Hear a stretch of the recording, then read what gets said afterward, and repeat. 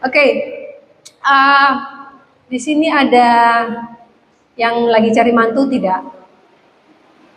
Nggak ada ya. Saya mau cerita tentang yang cari mantu. Tentang cari mantu. Jadi uh, ada suami istri, anak mereka cuma satu, perempuan. Jadi mereka itu berdoa bahwa Tuhan itu bisa memberikan mantu, jadi mantu laki-laki yang berkualitas katanya. Karena ini anak satu-satunya, jadi harus dapat mantu. Selain takut akan Tuhan, pasti harus punya pekerjaan. Jadi jangan dapat mantu yang pengangguran.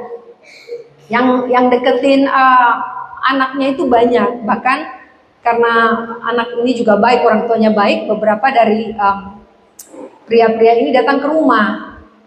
Pria yang pertama udah mulai ngomong-ngomong lah kalau dia mau ngelamar anak-anaknya si tetangga ini. Jadi ada sekitar 3 orang. Yang pertama itu si ibu tanya ke anaknya yang perempuan, ya udah kamu suruh aja ke sini. Yang pertama datang, terus itu yang nanya masih ibunya, lulusan apa? Oh, sempet kuliah, ada kuliah. Oh, ada tambah, sekarang kerja apa? Bagian apa? Bagian komputer. Wah, pinter ini bagian komputer. Oh, komputer itu kan pasti pekerjaannya dijamin. Kemudian ibunya bilang, bisa juga itu. Ya nanti coba yang kedua suruh datang ke rumah. Yang kedua itu datang ke rumah. Ibunya lagi yang tanya karena bapaknya lagi kerja. Ibunya nanya, kerja di mana? Di rumah sakit. Wah, setelah dia di rumah sakit, dia lihat bawa mobilnya lumayan, mobil mahal. Wah, ini nggak mungkin ini cuma perawat, ini pasti dokter. Jadi kerinduan dia itu bahwa dia punya mantu ini nanti bisa memberikan hidup yang sejahtera buat anaknya. Kemudian yang ketiga datang minggu depannya, ditanya sama yang ketiga, kerja di mana? Di bank. Dia lihat di bank, takutnya satpam. Di bank kerjanya apa? Oh, bagian keuangan.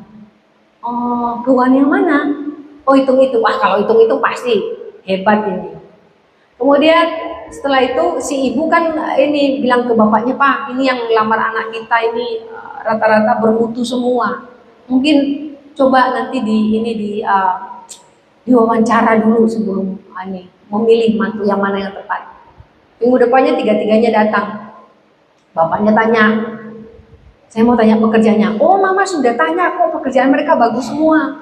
Yang pertama itu bagian komputer. Yang kedua itu kerja di rumah sakit, mobilnya mahal. Kayaknya itu kayak dokter lah atau asisten dokter setidaknya, nggak mungkin perawat. Yang ketiga keuangan, bagian keuangan, bagian itu. Yakin ini? Wah, bermutu semua kata suaminya. Terus kemudian ditanya sama yang pertama, komputer ya? Di mana bagi tempatnya? Oh, nggak jauh dari sini kok. Bagian apa kamu di komputer? Oh, bagian ngangkat-ngangkat komputernya. Hah? Ya, saya kurir komputer. Jadi dia bukan orang komputer. Bapaknya bilang, kurir, Mak. Oh, katanya bagian komputer. Enggak, jadi yang pertama tidak jadi. Yang kedua, kerja di mana? Di rumah sakit. Oh, bagian apa? Ya, di kedokteran. Wah, kedokteran. Oh, apa? Penyakit apa? Penyakit dalam? Oh, enggak. Saya supirnya dokter. Jadi dia ke situ tuh bawa mobilnya si dokter. Oh, supir. Jadi saya memang khusus supir kedokteran. Mak, supir mak nggak boleh. Yang ketiga, terakhir, berarti ini pengharapan terakhir ya. Kerja di mana? Di bank. Di bank apa? Bagian apa? Keuangan. Bagian mananya? Bagian hitung-hitung. Oh, yang dalam itu ya? Iya, saya selalu ada di dalam. Hitung-hitung bagian apa? Kalau air habis saya cuma sediakan ludah aja buat hitung-hitung. Jadi dia bagian yang menyediakan ludah saja kalau air habis di tangannya. Nah, jadi inilah cara mencari mantu. Untuk beberapa orang berpikir bahwa yang membuat sejahtera anaknya adalah ketika memiliki pekerjaan yang mapan. Saya punya pertanyaan hari ini. Apakah hal yang kita butuhkan ketika hidup sejahtera, apakah itu pekerjaan yang mapan? Apakah ketika kita mau mau hidup di dalam Tuhan, apakah kita harus menunjukkan bahwa kita punya ibadah yang selalu rajin? Apakah itu menunjukkan kita beriman? Jadi sekarang gini, apa yang dilihat oleh dunia tidak selalu sama seperti apa yang dalam kenyataan yang dilihat oleh Tuhan. Nah, hari ini saya mau membahas tentang tanda pertobatan sejati. Nah, pertobatan sejati gini. Saya mau bertanya dulu, apakah semua orang yang ke gereja itu sudah bertobat? Sudah apa belum? Belum. Bahkan setiap hari kita harus bertobat. Tapi kita harus lihat dulu ciri-ciri pertobatan sejati itu apa. Pertobatan sejati itu bukan berarti orangnya kalau berbicara manis, bagus, jadi kayak membuat orang senang. Tidak, kita akan melihat ciri-ciri tanda pertobatan sejati. Pertobatan itu adalah hidupnya yang lama ditinggalkan, yang tadinya hidupnya itu menentang kehendak Allah, kemudian ia masuk dalam kehendak Allah. Nah, tanda yang pertama ketika orang dikatakan pertobatan sejati adalah dia mengenali yang namanya dosa. Kenal itu yang namanya dosa. Jadi tanpa dibilangin, tanpa ada tanpa ada kode bahwa itu dosa, dia tahu bahwa itu dosa. Kenapa dia tahu? Karena dia mengerti kehendak Allah. Dia baca firman Allah. Kita baca dulu di dalam Amsal 28 ayat 13. Amsal 28 ayat 13. Siapa menyembunyikan pelanggaran tidak akan beruntung, tetapi siapa mengakuinya dan meninggalkannya akan disayangi. Siapa menyembunyikan pelanggarannya tidak akan beruntung, tetapi siapa mengakuinya dan meninggalkannya akan disayangi. Jadi mengenali dosa ini seperti ini. Kita tahu itu dosa, maka kita punya sebuah kebiasaan berpikir sebelum bertindak. Banyak dari kita bertindak dulu baru berpikir. Jadi ini cerita betul. Ada perlombaan 17 Agustusan. Jadi itu namanya lempar ada, saya nggak tahu itu bukan cat. Jadi itu air itu dikasih pewarna, lalu dikasih spons, kemudian nanti ada jarak sekitar 6 meter, itu melempari papan yang udah dibolongi, di situ nanti dikasih kepala orang di sana. Jadi kalau kepala orang itu kena, dia mendapatkan hadiah. Nah, biasanya kan kalau udah ada kepala, pokoknya siapa lempar, yang cepat dia dapat. Jadi waktu itu ada acara 17 Agustusan, mereka itu antri dari belakang, pokoknya ada kepala dilempar. Dan ternyata yang taruh kepalanya juga ngantri di belakang. Nah, suatu kali ada seorang pria, dia itu saking semangatnya, dia berpikir akan menyenangkan ketika spons yang berwarna itu dilempar persis kena muka orang itu, jadi bukan hanya di samping. Waktu pas giliran dia masuk ke depan, dia ambil spons itu dan dia celupkan di cairan merah itu, dengan kencangnya dia lempar, ceprat. Anda tahu siapa yang ada di tengah itu? Ibu mertua. Langsung muka cepat. Jadi dia tidak melihat itu dulu muka siapa. Terus akhirnya karena dia tidak begitu melihat dengan jelas, dilemparnya lagi. Yang belakang teriak, ibu mertuamu. Dia bilang, tadi di belakang kok. Jadi dia tidak sadar kalau itu ibu mertuanya, karena hanya muka toh. Dan setelah itu dia itu ditarik sama istrinya. Istrinya bilang, itu loh mama, lempar mama. Dia baru minta maaf. Nah, mamanya ini seharusnya tidak ada di belakang situ. Yang di belakang biasanya anak-anak muda yang dilempar. Tapi mamanya bilang iseng mau ikut, tapi bagian yang dilempar gitu loh. Nah si mantu ini tidak berpikir panjang, mau lempar aja. Jadi 2 kali dilempar muka ibu mertuanya. Jadi dia tidak berpikir dulu ini muka siapa ya. Jadi itu acara 17 Agustusan gereja. Nah bayangin di gereja dia lempar mertuanya. Nah ini masih hal yang lucu. Tapi bagaimana ketika kita melakukan sesuatu, kita tidak berpikir dulu. Banyak orang itu seperti ini. Kemarin ada yang memutuskan untuk bercerai. Setelah bercerai, dia baru menyesal. Dia bilang seperti ini, seburuk-buruknya pasangan kita, itu sudah yang terbaik dari Tuhan. Setelah bercerai, dia cepat sekali dia langsung punya pacar gitu. Jauh sekali dari suaminya sebelumnya. Sebaliknya si suami juga begitu. Saya bilang seperti ini, apapun versi buruk dari pasanganmu, itu sudah yang terbaik dalam hidupmu. Karena terkadang kita itu berpikir bahwa pernikahan itu yang kita harapkan itu sempurna, keliru. Justru di dalam pernikahan kita disempurnakan. Di situ kita ditajamkan. Dari kelemahan pasangan, di situ kita juga ditajamkan. Jadi jangan mengambil keputusan dengan cepat. Nah, akhirnya mereka sendiri juga berpikir, gimana udah terlanjur bercerai, apakah harus menikah lagi? Saya bilang seperti ini. Ya, selagi kalian tahu bahwa apa yang kalian lakukan itu salah, saya rasa untuk kalian kembali lagi tidak apa-apa. Cuma seperti ini, memang ya namanya proses hukum ya, mereka sudah dinyatakan cerai dan kalau mereka ngumpul lagi kan orang berpikir itu kumpul kebo. Jadi ya mereka harus menikah lagi meskipun itu hanya catatan sipil. Saya bilang makanya berpikir dulu alasan bercerai kenapa. Ya bla bla bla bla, banyak alasan. Jadi mengambil keputusan begitu cepat kemudian menyesal. Ada anak muda itu sudah cari kerja sekian lama, kerja ini kerja itu, jadi dia menolak kerja karena katanya gaji kecil, kerjanya terlalu lama. Dan terakhir yang kasih dia pekerjaan itu memberikan dia gaji 6 juta. Tapi ya pekerjaannya memang kalau dibutuhkan di atas jam 6 dia harus ada. Dia tolak pekerjaan itu, akhirnya jadi pengangguran. Sudah kuliah, tadinya diterima kerja, gaji 6 juta. Tetapi karena berpikir tadi, wah kerjanya nggak enak, begini, begitu. Akhirnya jadi tukang ojek. Dan dia menyesal. Ini yang harus kita ketahui, mengenali dosa itu adalah kita tahu bahwa itu dosa, sebelum melakukannya berpikir dulu. Karena iblis selalu menawarkan dosa itu enak dari awalnya. Jadi kita nggak mikir bahwa itu, wah nanti resikonya belakangan. Dan dikatakan tadi, siapa menyembunyikan pelanggarannya? Kita berpikir ketika berdosa kita bisa menyimpan pelanggaran itu, dosa itu nggak ketahuan. Banyak dosa yang tidak ketahuan, tetapi Tuhan itu Maha tahu.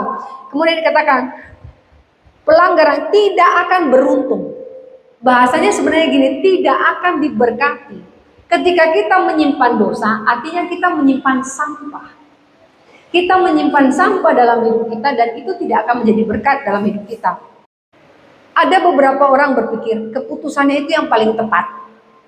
Anak muda itu keputusan yang paling tepat adalah ketika mereka memberontak, kemudian meninggalkan rumah. Katanya terlalu banyak aturan di rumah orang tuanya dan mereka meninggalkan rumah. Setelah keluar dari rumah, mereka menyesal. Sejelek-jeleknya orang tuanya, itu orang tua yang paling bisa memberikan segalanya buat anak-anaknya. Satu anak lari dari rumah karena berpikir bahwa mamanya larang dia pacaran, bapaknya larang dia begini, minta sepeda motor gak dikasih. Kemudian dia lari dari rumah, dia numpang di rumah temannya. Ya seminggu oke, 2 minggu oke. Akhirnya mama temannya bilang, ini temanmu lama-lama numpangnya berapa lama ya? Kemudian dia pindah lagi ke rumah temannya. Itu berlangsung selama 3 bulan. Pindah dari rumah teman ke rumah teman lainnya. Akhirnya dia menyadari bahwa mama temannya memang baik, tetapi itu bukan mamanya. Papa temannya memang baik, tapi itu bukan papanya. Mereka akan melakukan apapun untuk anak mereka, tapi bukan untuk anak orang lain. Nah di sini mengambil keputusan keluar dari rumah, akhirnya dia menyesal, dia balik. Hari ini banyak orang Kristen juga mengambil keputusan. Keputusannya apa? Untuk selingkuh. Jadi alasannya gini, sudah malas karena istrinya pakai daster terus. Istrinya ganti nggak pakai daster, katanya seperti ini. Allah, dia berusaha untuk saya supaya tidak selingkuh. Nah terus maunya apa toh Pak? Saya katakan ibu-ibu yang sudah menikah di sini, ibu-ibu angkat tangan. Ada di sini yang suaminya berkumis? Gak ada ya? Saya kasih nasihat. Pertahankan suami yang berkumis. Tahu kenapa? Karena mereka itu golongan lele, bukan golongan buaya. Jadi pertahankan saja golongan lele. Itu lebih bertahan hidup daripada buaya ya. Buaya itu ada buaya darat, buaya air ya. ada buaya mulut juga ya. Nah, saya katakan sekali lagi, ambil keputusan yang tepat dalam hidup. Ketika mengenali dosa, kita tahu itu dosa. Jangan lakukan sesuatu yang tahu bahwa itu dosa. Ini yang namanya tadi adalah pertobatan sejati. Orang yang sudah memiliki pertobatan sejati, mata rohaninya peka tahu kalau itu dosa. Termasuk mengata-ngatai pendeta, termasuk mengata-ngatai orang lain. Itu ya pendeta yang kapan lalu itu. Iya kalau ceritanya benar. Kalau tidak, itu kan istri keduanya toh. Saya pernah disenggol-senggol. Tapi dulu, itu lihat istrinya muda sekali. Gandengan lagi tuh. Yang mana? Itu lihat bapak itu loh. Jadi mereka bilang itu sugar daddy. Itu sugar daddy-nya. Hah? Terus ternyata saya kenal orang itu. Saya bilang, hey, itu anak perempuannya yang pertama, bukan istrinya yang kedua. Kamu kenal gak orang itu? Kenal saya. Tapi kan dulu anaknya kecil. Emang anaknya dari kecil 10 tahun kemudian kecil terus. Itu anaknya sudah gede, anak gadisnya. Jadi anaknya ini mereka sebut bongsor. Umurnya 12 tapi badannya gede tinggi. Nah dia kalau jalan sama papanya ya masih kayak anak-anak. Umur 12-an, gandengan. Yang ngomong itu loh. Apa sugar ini? Aduh, kadang-kadang orang ini ya tidak tahu apa faktanya, ngomong mulutnya itu sudah ngomong. Nah ini sudah dosa. Mengenali dosa itu artinya sebelum berbicara pun kita sudah tahu mau ngomong apa nih, dosa apa enggak. Jangan suka ngomongin orang loh. Jangan suka gosipin orang.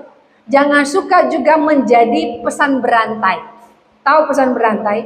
Kalau di gereja kan biasanya dibuat pesan berantai, itu sebenarnya untuk mengingatkan bahwa terkadang apa yang kita dengar belum tentu benar. Mengenali dosa adalah berpikir sebelum bertindak. Ketika kita berdosa, kita harus mengakuinya segera. Karena terkadang berdosa itu ya bisa dikatakan khilaf. Tapi khilaf jangan sering-sering ya. Itu sengaja Anda menghilaf-hilafkan diri. Ada pria yang sering mengatakan khilaf sama istrinya. Jadi akhirnya khilafnya seperti ini. Dia itu suka bonceng tetangga ke pasar. Kasihan jalan kaki. Nah si tetangga ini kan perempuan, janda, dibonceng ke pasar. Istrinya bilang, ngapain kamu bonceng, itu janda? Bonceng tok. Besoknya pulang si janda bareng dari pasar lagi. Kok bonceng lagi? Oh ya khilaf. Khilafnya keseringan. Besok bonceng lagi. Akhirnya dia ceraikan suaminya. Ya bagi mereka begitu mudah ya, maksudnya kawin cerai. Tapi saya katakan bahwa ya itu ya, kadang-kadang orang terlalu sering khilaf. Ya, itu bukan sering khilaf, sengaja dia tahu itu dosa tetapi sengaja dilakukan. Hari ini kalau Anda tahu bahwa itu dosa, Anda terus melakukannya, berarti Anda belum memiliki pertobatan sejati. Dan iblis akan berusaha membuat mata rohani kita buta melihat bahwa itu dosa. Iblis ini pintar membuat mata kita buta untuk melihat bahwa itu dosa. Biasanya kita gini, kita itu sulit mengenali dosa ini karena hubungan kita dengan Tuhan juga tidak baik. Kita jarang berdoa, kita jarang berkomunikasi dengan Tuhan. Pertanyaan kita gini loh, soalnya kalau doa sama Tuhan jarang dijawab. Anda mau tahu apa doa yang paling cepat dijawab? Mau tahu tak? Doa makan. Langsung ada makanan, langsung makan. Itu doa yang paling cepat terkabul. Tapi kenapa doa yang lainnya jarang dijawab atau tidak dijawab Tuhan? Nah ini yang membuat kita sering kecewa sama Tuhan dan akhirnya kita berdosa. Jadi pertobatan sejati yang pertama adalah mengenali dosa. Kita tahu dosa itu apa. Yang kedua bicara pertobatan sejati ini bertanggung jawab. Biasanya kita seperti ini sih. Saya yang tanggung, kamu yang jawab, atau saya yang jawab, kamu yang tanggung. Biasanya kan begitu. Supaya jangan ini. Jadi saya pernah waktu kuliah jalan sama teman-teman di satu plaza. Kemudian teman saya ini orangnya suka pegang barang gitu loh, bukan ngambil, pegang. Padahal sudah ada tulisan jangan dipegang, pecah berarti membayar. Nah, saya di depan, dia di belakang, dia pegang persis yang dekat saya, jatuh, pecah. Saya didatangi mbak yang jaga itu. Dibayar ya, ini sudah pecah. Terus saya bilang, bukan saya kok. Terus teman saya ini bilang, dia yang tanggung, saya yang jawab. Nah, maksudnya saya yang tanggung, bayar dia yang jawab. Jadi maksudnya dia jawab gini, iya kami lagi bareng-bareng, saya pas mau pegang dia lewat, ya entah tangan saya, entah dia yang nyenggol saya, entah bagaimana. Jadi kita terkadang berbuat dosa, kita tidak mau menyalahkan, kita tidak mau mengakui bahwa kita salah. Semua orang, saya mengatakan semua, garis bawahi, semua orang suka menyalahkan orang lain atau sesuatu, bukan dirinya sendiri. Misalnya, kenapa kalau Anda sakit leher yang disalahkan bantal? Gara-gara bantal ini. Yang salah bantal. Terus kemudian badannya pegel, gara-gara angin ini. Masuk angin.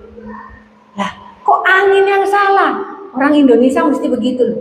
Kalau kita pegel dikit, yang kita salahkan angin. Kemudian kakinya pincang, yang disalahkan siapa? Ini urat ini, salah urat. Uratnya yang disalahkan. Semua yang disalahkan, apapun bukan diri sendiri. Siapa suruh tidak olahraga, badan pegel semua. Kita suka begitu, kita suka menyalahkan sesuatu atau orang lain. Kita tidak bertanggung jawab dengan apa yang kita lakukan. Pertobatan sejati itu bertanggung jawab. Kita baca dulu. Matius 6 ayat 14. Matius 6 ayat 14. Karena jikalau kamu mengampuni kesalahan orang, Bapamu yang di surga akan mengampuni kamu juga. Mengampuni orang lain, ini bicara ketika kita tahu bahwa kita berbuat dosa, kemudian kita mau bertobat, meminta ampun kepada Tuhan. Tetapi ada langkah yang harus kita ketahui juga. Kalau kita mau diampuni, kita harus belajar mengampuni orang lain. Kita terlalu sering egois. Kita mau kita yang diampuni, orang lain yang dikutuk. Orang lain yang berbuat salah, kalau bisa Tuhan celakakan atau bagaimana. Anak kecil, ada anak kecil gini. Jadi dia ini bersaudara. Dua bersaudara ini, kan saya bilang begini, baru boleh makan coklat setelah selesai, saya kan ngajar waktu lalu itu, baru boleh makan coklat setelah selesai kerjakan PR-nya. Nah ternyata kakaknya itu makan duluan baru kerjakan PR. Kemudian sedangkan dia udah kerjakan. Nah setengah dia mengerjakan PR-nya, dia makan coklatnya. Pas saya masuk ke dalam ruangan, dia bilang gini, Miss, ini loh, Koko udah makan duluan coklatnya. Koko disuruh berdiri, time up gitu. Dia sudah makan duluan sebelum mengerjakan. Terus saya bilang, coklatmu mana? Kok sudah habis, pekerjaanmu belum? Oh, aku sudah makan setelah Koko makan, tapi aku sudah kerjakan setengah. Tapi aku nggak usah dihukum karena aku sudah kerjakan setengah. Koko makan sebelum mengerjakan sesuatu. Jadi dia punya alasan. Kita ini sama-sama berdosa, tapi dia lebih berdosa. Kita orang Kristen sering begitu. Dosaku kecil bu, nggak usah dihukum. Dosanya dia lebih besar. Dosa saya loh cuma ngata-ngatain tetangga sebelah. Kalau itu kan dosanya selingkuh, dosanya mencuri, dosanya korupsi. Kalau saya enggak loh bu. Ada yang bilang, kalau saya bu bukan, saya cuma memberikan kritik-kritik buat gereja supaya gereja maju. Oh ya, kritiknya apa? Ya kritiknya pendetanya itu loh jelek khotbahnya. Pendetanya itu loh makan uang jemaat. Kritik-kritik loh, itu kan kritik ya. Banyak yang berpikir itu kritik sehat buat gereja. Kritik sehat buat gereja itu membangun. Tapi kritik yang tidak membangun, memperkatakan sesuatu yang tidak benar, kemudian menyebarkan kepada jemaat lain sehingga gereja menjadi chaos. Ini yang diinginkan oleh iblis. Ingat, cara iblis merusak gereja adalah dari pemimpin, itu yang pertama. Kedua, dari jemaat itu sendiri. Karena dari satu berita ke yang lainnya, berita berantai, itu merusak. Ini yang diinginkan oleh iblis, supaya kita di dalam gereja itu tidak bisa bersatu, tidak sepaham, tidak sepikir. Nah ketika bicara bertanggung jawab, tatkala kita berbuat dosa, kita harus mengakuinya di hadapan Tuhan. Kemudian ketika kita mengakui, kita juga harus tahu, mengakui bukan hanya mengakui, kita juga harus boleh mengampuni orang lain. Jangan suka mengatakan orang lain itu dosanya lebih besar sedangkan kita tidak. Nah ini, Pertobatan sejati itu bertanggung jawab. Hari ini saya katakan tidak ada manusia yang sempurna. Tidak ada manusia yang sempurna. Kalau kita katakan, saya ini kok tidak sejahat dia. Jangan pernah ambil acuan orang lain untuk melihat pertobatan kita. Acuan kita dalam pertobatan hanya satu, Tuhan Yesus, Roh Kudus. Tidak usah bandingkan diri dengan orang lain bahwa saya lebih baik, dia lebih baik. Jadi jangan suka salahkan orang lain ya. Sebelum menyalahkan orang lain, bertanggung jawablah dengan apa yang engkau lakukan. Minta ampun kepada Tuhan. Dikatakan tadi bahwa jikalau kamu mengampuni kesalahan orang, Bapamu yang di surga akan mengampuni kamu. Ingat, pengampunan itu ada ketika kita pun mau mengampuni. Jadi yang pertama tadi, pertobatan yang sejati mengenali yang namanya dosa. Kedua, bertanggung jawab dengan dosa yang kita lakukan. Jadi jangan semua salahkan apa yang ada di sekitar kita. Jadi kalau Anda pegel, berarti Anda bekerja terlalu capek. Jadi jangan salahkan anginnya. Ya, ada orang jatuh dari sepeda motor yang disalahkan polisi tidurnya. Namanya dia polisi, suka-sukanya dia lah. Polisi yang tidak digaji itu polisi tidur. Tidur terus kerjanya. Disalahkan polisi tidur, makanya kalau lewat polisi tidur pelan-pelan. Jadi itu yang kedua ya, bertanggung jawab. Nah yang ketiga itu terjadi perubahan. Yang ketiga adalah terjadi perubahan. Terjadi perubahan kita baca di Roma 12 ayat 2. Roma 12 ayat 2. Janganlah kamu menjadi serupa dengan dunia ini, tetapi berubahlah oleh pembaharuan budimu, sehingga kamu dapat membedakan manakah kehendak Allah, apa yang baik, yang berkenan kepada Allah, dan apa yang sempurna. Janganlah kamu serupa dengan dunia ini. Ya, terjadi perubahan itu seperti ini. Merendahkan hati, merendahkan diri di hadapan Tuhan. Merendahkan hati ini seperti apa sih? Bukan begini loh ya. kalau permisi lewat depan orang. Merendahkan hati ini gini loh. Ada orang sudah berdosa, nggak punya apa-apa, sombongnya minta ampun. Sudah tahu dia salah, makin ngotot dia yang benar. Sudah tahu dia butuh pengampunan dari Tuhan, tapi masih keras kepala. Merendahkan hati di hadapan Tuhan adalah karena kita ini gini, jangan sampai kita sama dengan dunia ini. Kita tahu bahwa kita salah, jangan salahkan Tuhan. Rendahkan hati di hadapan Tuhan. Ada yang bilang seperti ini, sudah merendahkan hati di hadapan Tuhan, sudah berpuasa, sudah berdoa, tetapi tidak mendapatkan jawaban dari Tuhan. Saya bilang seperti ini, Tuhan itu tidak pernah mengabaikan doa. Tidak pernah mengabaikan doa. Tetapi kita sering berpikir Tuhan itu tidak mau dengar dan tidak mau jawab. Karena kita sudah punya permintaan khusus ketika kita berdoa. Jadi kita sudah order Tuhan harus jawab apa. Ini yang membuat kita kecewa. Ketika bicara terjadi perubahan tatkala bertobat, itu merendahkan hati, merendahkan diri. Pertobatan disertai dengan merendahkan hati di hadapan Tuhan. Merendahkan diri di hadapan Tuhan. Jadi ketika merendahkan diri, dia tunduk pada kehendak Allah. Dia tidak lagi mengikuti keinginan dagingnya. Di dalam Roma ini diceritakan bahwa berubahlah oleh pembaharuan budimu.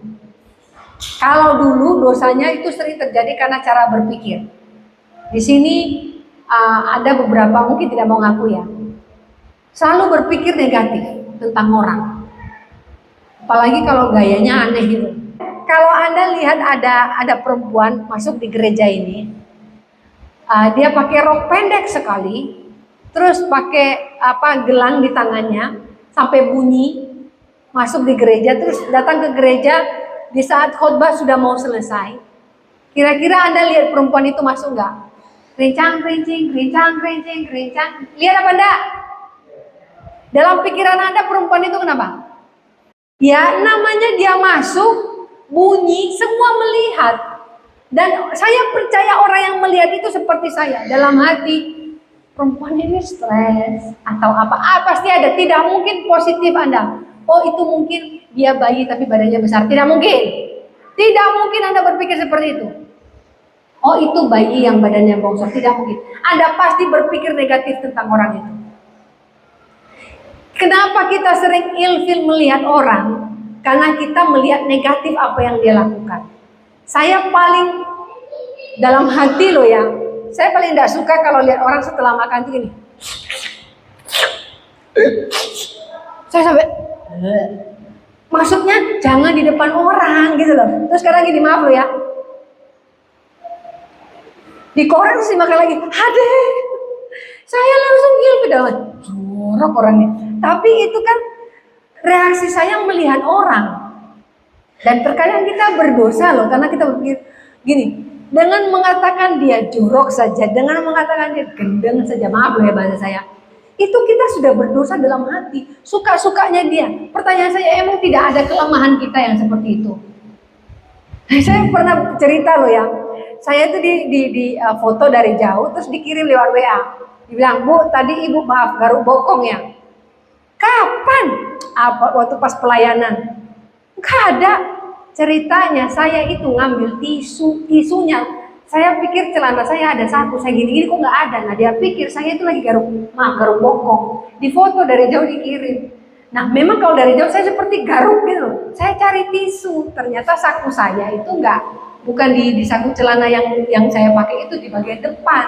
Nah dia bilang, dia sudah buat tag di grup, ini pendeta, ya memang bagi dia lucu-lucu dulu. Ini pendeta kok lagi doakan garuk bokong. Kurang ajar loh kamu ini. Kamu sudah memfitnah saya. Masa saya garuk-garuk? Gak mungkin lah. Apalagi gak mungkin begitu. Tetapi kan bagi mereka itu karena lucu-lucu. Tapi coba kalau orang yang tidak paham, itu bisa viral saja. Hapus dari HP-mu kalau lihat kamu saya tuntut. Kalau benar pun saya garuk, bukan urusanmu, saya bilang gitu.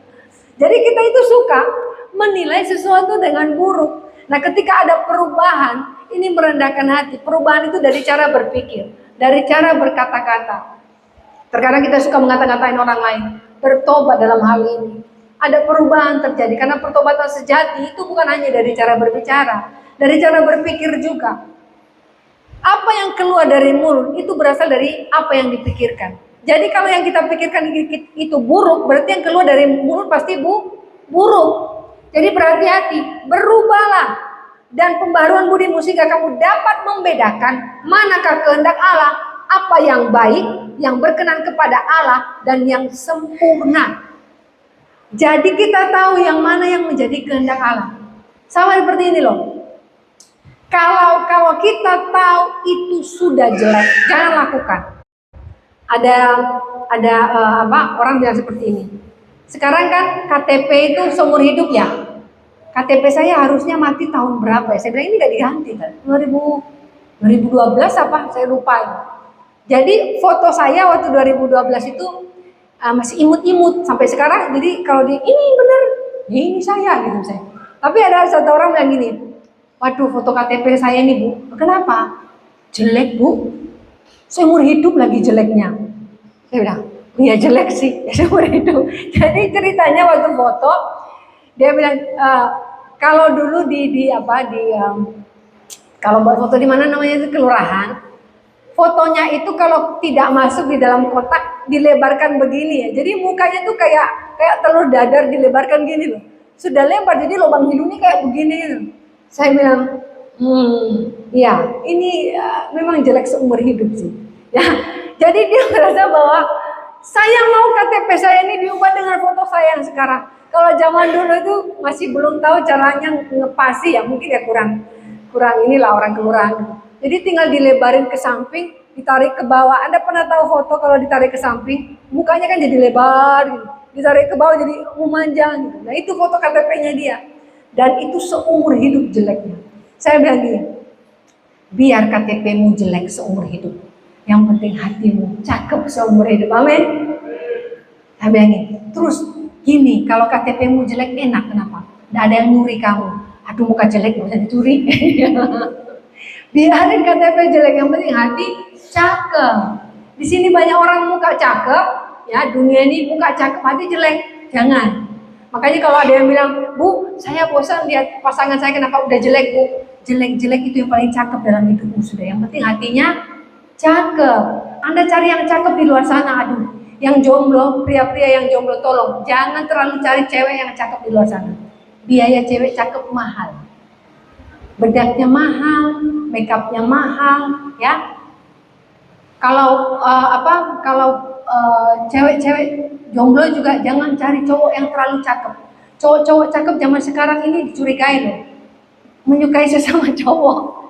Saya kemarin, waduh cakepnya cowok ini, gandengan sama cowok, panggil babe, di mall. Jadi cakep, laki banget, berbody, manggil cowok sebelahnya babe. Waduh, babeb. Nah, jadi jangan terlalu ini ya, jangan terlalu menunjukkan secara fisik bahwa kita ini sempurna, kita ini hebat. Tapi kalau kita tidak merendahkan hati, tidak ada perubahan dari dalam, maka sia-sia, tidak ada pertobatan sejati. 3 hal ini tadi yang harus kita ketahui Bapak Ibu. Pertobatan sejati, kita mengenal apa itu dosa. Jadi mulai hari ini, kalau tahu mengata-ngatai orang itu dosa, jangan lakukan. Kalau tahu HP itu Anda melihat wanita lain di sana, meskipun Anda rasa itu lucu, tapi itu berdosa buat Anda, jangan lakukan. Ya, ada yang bertanya kepada saya waktu itu, apakah salah ketika dia menegur seorang penatua di dalam grup gereja, dia kirim sebuah video wanita-wanita lucu katanya, tapi hanya pakai maaf daleman. Jadi hindari hal yang seperti ini ya. Jadi jangan sampai kita ini menganggap bahwa itu hal yang lucu. Kita harus mengenali bahwa itu dosa. Yang kedua adalah bertanggung jawab. Ketika sudah berbuat dosa, bertanggung jawab. Gak usah salahkan bantal, gak usah salahkan angin, gak usah salahkan rumah, gak usah salahkan orang lain. Tapi lihat pada dirimu sendiri dulu, bahwa ini yang saya lakukan, ini keliru, saya harus memperbaikinya. Bertanggung jawab. Ketika kita sudah bertanggung jawab, harus ada perubahan. Perubahan ini bukan hanya dari cara kita berbicara, dari cara kita berpikir, dari cara kita berbuat yang biasanya kita tidak peduli, kita menjadi peduli. Jadi 3 hal ini harus menunjukkan bahwa kita memiliki pertobatan yang sejati. Pertobatan yang sejati bukan berarti hari ini tiba-tiba kita terlihat begitu baik sekali, kudus rasanya, tidak. Pertobatan harus terjadi setiap hari. Jadi pertobatan jangan hanya terjadi sekali setahun ya. Pertobatan terjadi setiap hari. Dan kita tahu ini tadi mengenali dosa, bertanggung jawab, dan terjadi perubahan. Mari kita berdoa.